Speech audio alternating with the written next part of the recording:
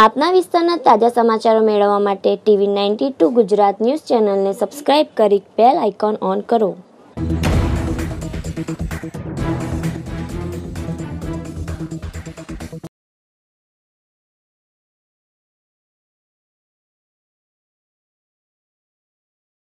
દાહોદ જિલ્લાના ધાનપુર તાલુકાના ધાનપુર ગામમાં આવેલ રેફરલ હોસ્પિટલ અને સામૂહિક આરોગ્ય કેન્દ્રમાં કુટુંબ નિયોજન માટે આવતી મહિલાઓના નાના બાળકોને સુવિધા અભાવે જ્યાં ત્યાં પણ હિંચકા ગોઠવવામાં આવ્યા। ધાનપુર તાલુકાના ધાનપુર ગામમાં આવેલ રેફરલ હોસ્પિટલ અને સામૂહિક આરોગ્ય કેન્દ્રમાં સોમવારના રોજ કુટુંબ નિયોજન ઓપરેશન માટે આવતી મહિલાઓને નાના બાળકોને ગોળિયાની સુવિધાના અભાવે જ્યાં ત્યાં હિંચકા બાંધીને હિંચકા ખવડાવવા પડે, જ્યારે સાથે આવતી મહિલાઓ હોસ્પિટલની દિવાલ અને દરવાજાઓનો સહારો લઈ બાળકોને રડતા શાંત કરવા માટે કાપડનું ખોયું બનાવીને હિંચકા ખવડાવવા પડે, જ્યારે આ સામૂહિક આરોગ્ય કેન્દ્રમાં ગોળિયા જેવી કોઈપણ સુવિધાના અભાવે નાના બાળકોને ઠંડી અને તડકાને સામનો કરવો પડે છે। હાલ આ આરોગ્ય કેન્દ્રમાં ઓપરેશન માટે આવતી મહિલાઓને નાના બાળકોને ગોળિયા જેવી સુવિધાઓ ઉપલબ્ધ કરવામાં આવે તેવી માંગ ઉઠી રહી છે।